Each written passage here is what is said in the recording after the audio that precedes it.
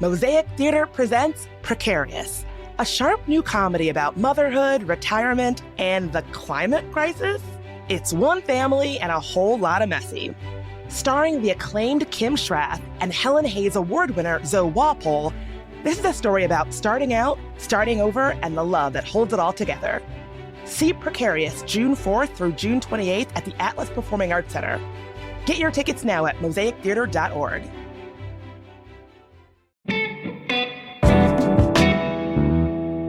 Today on CityCast DC, we're talking about the latest twist in the battle of the Star versus the Washington Star.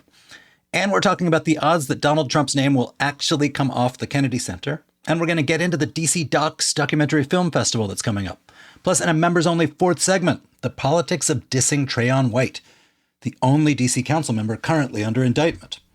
I'm here with my CityCast colleagues, Emma Uber, who's a reporter for us, and Bridget Todd, who is my co-host.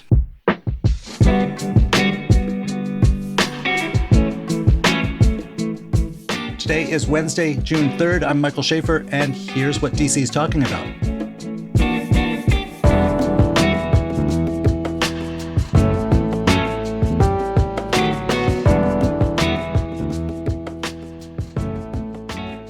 Hey, Bridget.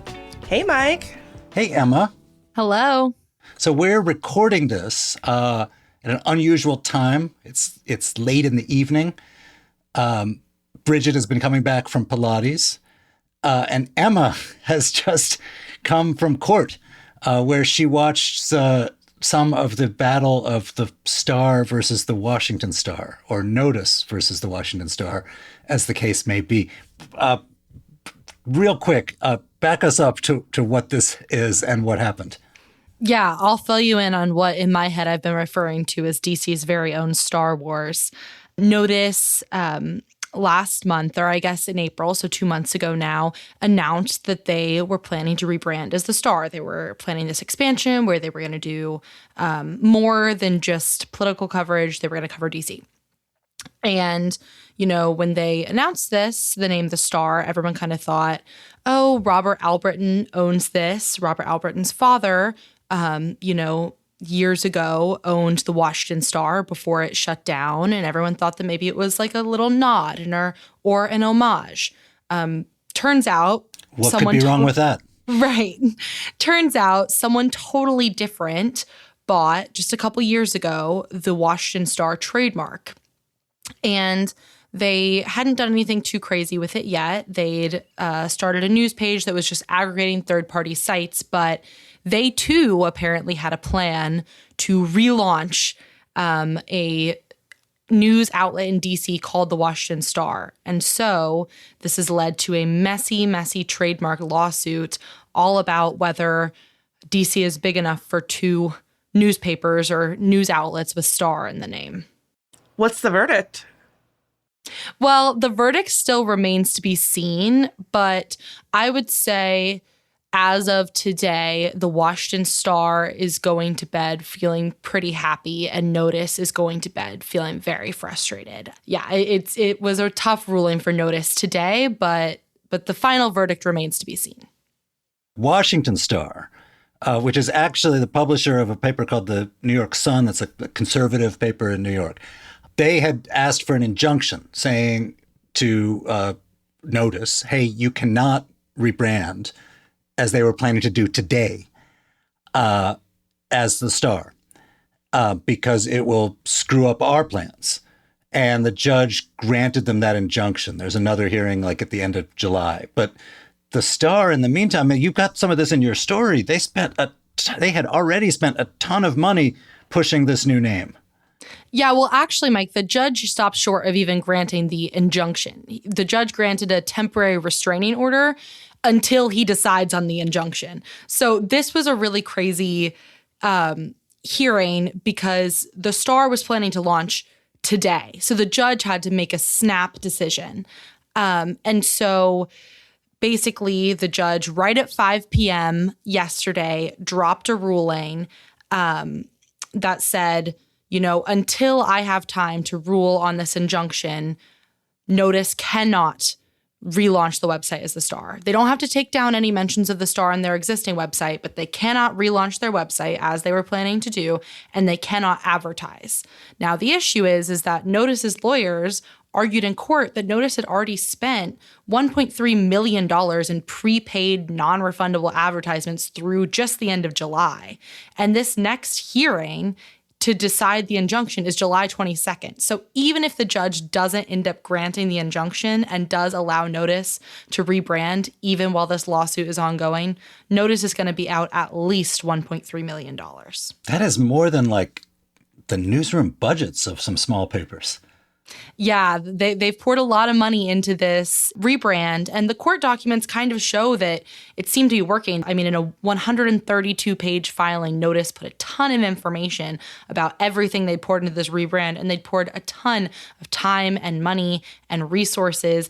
And, early numbers seem to indicate that they were seeing a return on investment, but this is definitely a major wrench in the plan, which is interesting because those court records also revealed that Notice had actually applied and secured multiple other trademarks like the Washington Herald and the Washington Sun and the DC Star. So I wonder if they're regretting their choice of moniker now. Can I ask what might be kind of a bitchy question, which is that in all this money they spent, they didn't think to check to see that somebody owned this trademark and was planning on doing something with it? That seems odd to me.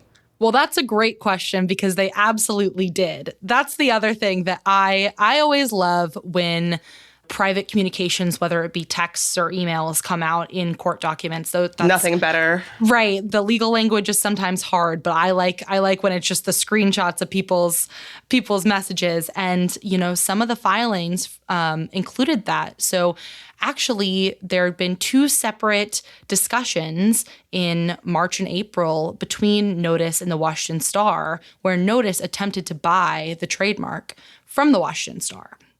So a buyer from Notice did not say she was hired by Notice, just said she was a buyer, reached out and said, hey, we want to buy this for $5,000. And the attorney for the Washington Star, who has previously been Trump's personal attorney, is a huge big shot, responds and goes, we want $10 million. So did they know who it was who was doing the asking? I mean, she didn't identify herself, but no, they didn't know. So this woman reaches out and just says, I'm a buyer for someone interested in the trademark, does not reveal that it's for Notice, and she goes in at $5,000. This big shot a little attorney. Low, right? And I think that $10 million is higher. I think we started very disparate. We started $9.5 million apart. That's a lot of ground to cover in negotiations. You think they could have got him down to $1.3 million? I don't know. But I mean, this is what an incredible self-own here. That, I mean, you know that someone else has this trademark. Their lawyer is not some person who fell off the turnip truck. You go forward with all this advertising and all this planning for the rebrand, and you have to know that it's at least a possibility that they'll take you to court, and you have to know that it's at least a possibility that the ruling won't go your way. Yeah, I mean, reading through it was so interesting seeing there. And like at one point, it seems like after negotiations fail, another man on behalf of Notice reaches out. This time it's like a venture capital investment firm guy. And according to the court records, this isn't in writing, but according to the court records, there was a Zoom call in which Notice offers the Washington Star the trademark for the Washington Sun. They want to swap. They want to trade. Because the Washington Star is owned by or is allied with the New York Sun. Yes, presumably that's the reason why. So it seems like there was actually quite a bit of conversation behind the scenes. And honestly, in reading the emails, it was extremely friendly. Notice is saying, we'll go with another name. The Washington Star does not seem litigious at all, does not mention that they would sue. Like, it seems like things were really good and then the wheels really fell off the wagon at some point. And, Notice's argument is that Star is used in hundreds of media names. Like my hometown, Indianapolis, the newspaper is the Indianapolis Star. So that's what they're pointing at, basically, that owning the copyright for the Washington Star does not give you a monopoly on, one of the most common words used in media and newspaper titles, Whereas the Washington Star is like, yes, but we're competing in the exact same market. Didn't they say and you guys have been talking about making a Washington publication, and you've been mentioning the family's historic tie to the Washington Star, that all of this sort of complicated the idea of claiming that the Star is sort of a generic everywhere term? The Washington Star did say that. That gets a little dicey because the Star itself has really not made very much mention of the historical connection. If you look at Notice's website and advertisement of the Star, it does not purport to be the old Washington Star. However, of course, all the media coverage, whether it be the New York Times, the Columbia Journalism Review, our coverage includes the Albritton family's tie. And so that was a big argument in court as well, is that, the Washington Star is pointing to these articles saying, see, there is confusion. People are connecting you to our trademark. And the Star is saying, well, we actually aren't purporting to be you guys at all. And ultimately, the judge said that there's at least enough confusion demonstrated to order a restraining order on the Star for now. Who knows what his long-term decision will be. Do you have any sense of what this means for their big, splashy, planned launch? I don't. And as of recording right now, they've only known the ruling for under 2 hours. I have emailed, Robert Albritton and also a Notice spokesperson who I've spoken with before. And I kind of asked them this. I said, what does this mean for you guys? And I have yet to hear back. I don't know if they know as of right now. But in the short term, it definitely throws a wrench in their big plan, though not permanently. Can I just say, one thing? A few months ago when the Post was imploding, people were talking about Washington as a news desert. It's kind of cool that we're talking about a newspaper war. I remember when I was first in journalism, I worked at Washington City paper, and we hated the Post. I don't even know why we hated the Post. We just did, because it was a time when people who worked at one publication had the luxury of hating another. And now I think we all look around and are like, man, there but for the grace of God go I. So I wish everyone luck, but and I kind of wish they were all collectively spending their money on journalism and not on copyright lawyers. Because it would be really cool to have a bunch of new publications that actually try to beat each other on scoops about our city. Right. I hate to see the legal battle of it all, but I am heartened that there does seem to be investment in journalism in DC. I hate that it's come to this, hate that it's being played out in the courtroom. And I would love, if both these publications, as well as ourselves and the Post and everybody can get up and running. So we'll all be, battling to get our questions in at the press conferences.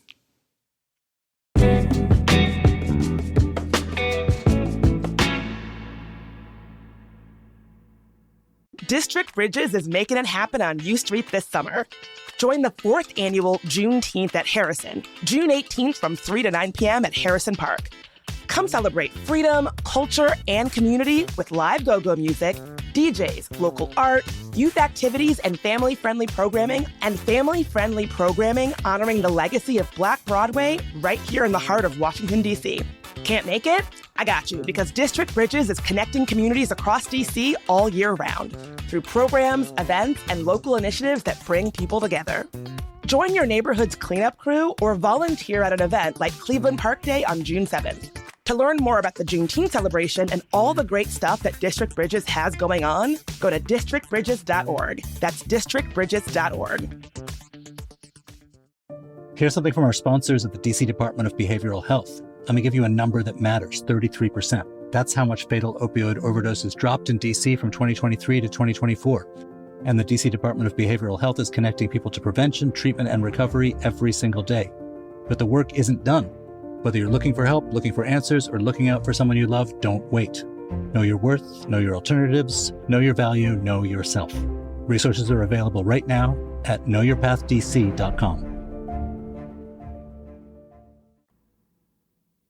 All right, so on Friday, a federal judge ordered that Trump's name be removed from the Kennedy Center within 2 weeks, and also put a hold on their plans to close it for 2 years starting this summer. Trump's reaction was more or less what you'd expect. He lit into the judge. relating to the judge's wife, who's a pretty prominent DC lawyer.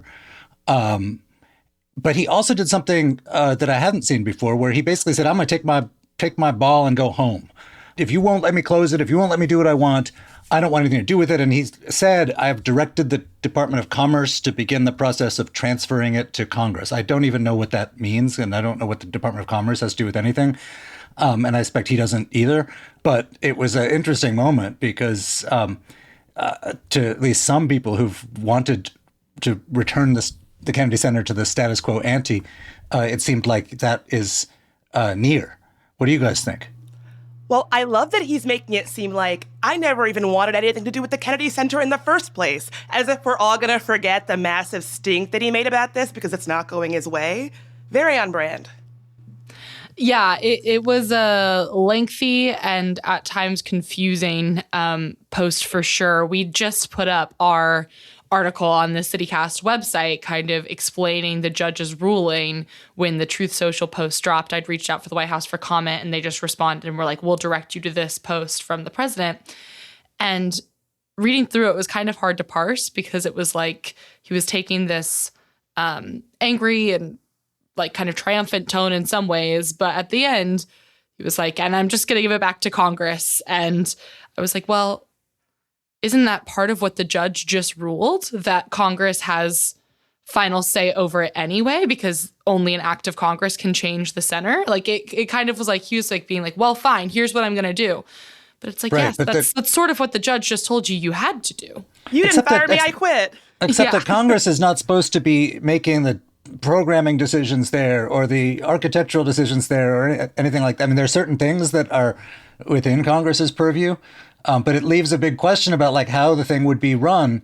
And this is all assuming that what he said was not just like a man having a tantrum, but actually like a plan that was being put into place. Is Mike Johnson now going to be deciding whether it's going to be Hello Dolly next season or not? That seems like unlikely too. That's actually kind of what I'm wondering. Like, is the Kennedy Center essentially, is their programming being held hostage in all this? Do we have any sense of what this is going to mean for the center opening and closing and whatever programming they might have coming up? Well, I think when this began, right, for the first 50 years of the Kennedy Center, there was this board. And the board was made up of like big donors and like grandees of the establishment. And the board would hire a director, and the director would hire whoever they hire to run the thing. And this would give the political class plausible deniability about the programming, right? That, okay, it wasn't our fault that they ran this play or the whatever. And that is how like government cultural stuff usually works, because the politicians want some distance between them and programming choices. Trump tried to cut that distance and control it because anti-woke or whatever. But it turns out that then when like the box office tanks, you get the blame too. Or when people don't like you, which about half the population is always going to not like you if you're president. If you're that associated with the place, they're going to stop going. So I suspect when all is said and done, either after Trump stops being president or sooner, if this quote unquote transfer happens, we'll be back to a system where like a bunch of politicians appoint a bunch of like unobjectionable anodyne people to the board, and the board hires professionals to run the thing, and everyone has plausible deniability. Yeah, in the more short term, the fate of the Kennedy Center, I think, is like a little bit more up in the air, right? Because there was initially, the board packed with Trump appointees voted to close it for 2 years during these closures. And the judge on Friday blocked that 2-year closure temporarily, basically just saying that the board did not have sufficient information about the renovations when they were making that call. But the judge completely left it open-ended that if the board gets more information and decides to vote to close it again, that's still possible. So I've seen a lot of people like celebrating, but the main thing is that the Trump name has to come down and that the closure is temporarily blocked. But as of right now, there's nothing stopping the board from, convening another meeting with, perhaps some more information on the scope of those renovations, which is what the judge asked for, and saying, we actually are going to close this again. And I mean, regardless of if it's closed or not, a lot of the performances, the programming for the next few years have been canceled. Either the Kennedy Center canceled them because of the planned closure, Or, as we saw before the closure was announced, a lot of acts like, Hamilton pulled out. Right. And close more to the point, a lot of our fellow Washingtonians have lost their jobs there. And I didn't hear anything, after the judge's ruling about a lot of people suddenly being called back to work. To your point, Emma, about whether this name is going to come down or not, I don't know if y'all saw all over social media, people are making these very much AI-generated, obviously, videos of crowds of people outside of the Kennedy Center cheering with champagne as the Trump name comes tumbling down. I've seen people have calls for, when they finally take this name down, we should all party outside of the Kennedy Center. I think all of that really goes to show how much folks in D.C. do not want Trump's name on that building. Interesting. I had not seen those. I wonder if there'll be a little bit of a block party or a street rally when the name actually ends up coming down. It'll be interesting to see how people react. I mean, I think the people planning the street party and block party haven't done themselves any favors with the AI videos, because then you'll be able to dismiss the real block party as just so much fakery. This is a country where, we don't have a tradition of living politicians or living anyone naming stuff for themselves. It's weird when they do. And we don't have a tradition of presidents putting their own faces on money during their lifetimes. Trump has a different culture about him and about his supporters. So it's obviously mixing badly with the culture that we have in Washington. It seems like a weird thing for them to go all in on, but here we are. Here we are.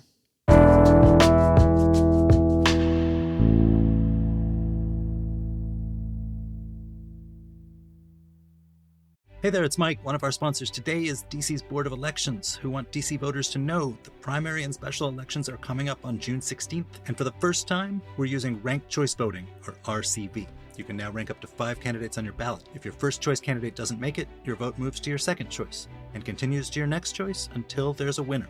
Just remember, do not give multiple candidates the same ranking, do not rank a candidate more than once, and do not skip rankings. You can vote by drop box, during early voting, by mail, or on Election Day. Have questions about the elections or RCV? Contact the DC Board of Elections at 202-727-2525 or visit dcboe.org. DC, get ready to rank your vote. Bridget, you are watching the DC DOX Festival, or you're watching the docket of the DC DOX Festival. It's coming up starting June 11th. What's exciting this year? Oh my gosh, I love documentary. And you might not think of DC as a good film city, but we absolutely are, especially when it comes to docs. We have a whole slew of pretty well-respected documentary festivals that take place in DC, like the Double Exposure Investigative Film Festival. There also used to be Silver Docs, which was put on by AFI. It's no longer a standalone thing, but from the ashes of that, a lot of folks have come to create the DC DOX Festival. It launched in 2023. I've been a few times, not every time, but I'm planning on going this time around. I will say one thing that I love about DC DOX is that the audience feels kind of distinctly DC. A lot of the screenings tend to attract filmmakers and academics and journalists and policy folks. And I guess I would call people who have come ready to engage, come ready to share their thoughts and opinions. These are not passive movie-going folks. These are folks who want to, actively engage in a conversation around film. So is there typically a time for conversation after the screening? Oh, yes. Lots of interesting, lively conversations. Usually there's a panel afterward where the filmmakers and folks spotlighted in the film will come together and talk. They also do this thing at the festival called the Reality Check Forum, which is really intentionally a gathering to have folks come together. It's one-on-one sessions and classes and workshops. That's part of the festival. So if you've seen a movie or you're excited or engaged or want to have more conversation in a hands-on way, the Reality Check Forum at DC DOX is absolutely for you. Wow. Is there one documentary in particular this year that you have put on your must-see list? I love this question. So there's actually a few. One thing that I want to highlight is a lot of the movies do have kind of a DC DMV feel to them. There's one that I'm really excited for called Amazing Live Sea Monkeys. I don't know if y'all remember the kids' toy Sea Monkeys, where you put water in a clear thing and then little wormy shrimpy things would I don't know, dance around and then your mom would throw it in the sink in a couple days because it was disgusting. Yeah, I remember. So that toy was marketed by somebody who is based here in the DMV area from the Charles County, Maryland. So the film Amazing Live Sea Monkeys, I think, chronicles the widow of the guy who first marketed sea monkeys and her fight for his legacy after his death. So kind of interesting. I had no idea that had any kind of DMV connection. I'm also really looking forward to this film, The Baddest Speechwriter of All, which is produced by Steph Curry, a documentary about the speechwriter Clarence B. Jones, who helped Martin Luther King with his iconic "I Have a Dream" speech, which happened here in DC. Yeah, I had never heard of this person. He didn't write it himself? I think perhaps a speechwriter was involved, which is news to me, but there you go. It's the singer, not the song. And then I think I mentioned this in the guide episode, but I'm very, very excited about Questlove's newest documentary about the band Earth, Wind, and Fire. I do not enjoy documentaries about musicians or like one singular musician or musical act, except for Questlove's documentary. So I think that one is going to be a big one. If there's one to get tickets for early, that's the one. Wait, can I ask you, like, you can watch whatever movie you want in the comfort of your home. What's the advantage of going to see them in a festival, like where you have to go to a theater and sit down there? Oh, I would say definitely the conversation, because first of all, not a lot of people want to watch documentaries. We're a little bit of a niche bunch. Right, so you're finding your tribe. Yeah, after you finish watching a documentary on Hulu at home, the first thing you think is, I need to argue with somebody about this. And so those people are right in the audience with you. Tell me, where is it playing? The films are spread at different theaters across the city. So you've got some happening at the Regal Theater and Gallery Place, some happening at Woolly Mammoth. So definitely check each movie, which theater it's playing at. It might be at Eaton or Planet Word, all over the city. Oh, all right. Well, you have to come back and tell us what it was like. I certainly will. And if anybody happens to go and sees me there, or my CityCast colleague, Kayla, who is writing a piece about a pretty interesting film that is screening there about the Commanders. And I think Mike's somebody that you know who has an unofficial Commanders right. museum in their home. If you see either of us there, give us a shout. All right. I want to give a big thank you to our newest CityCast DC neighbor, Sharon S. Sharon, thank you for your support. Today, paid subscribers get a bonus fourth roundup chat all about the hubbub surrounding Trayon White this election season. If you want to be sure you always get the full episode, become a member. Head to membership.citycast.fm and sign up. It's only $10 a month. Members get ad-free listening, exclusive members events, and an extra events newsletter every week. Again, that's membership.citycast.fm.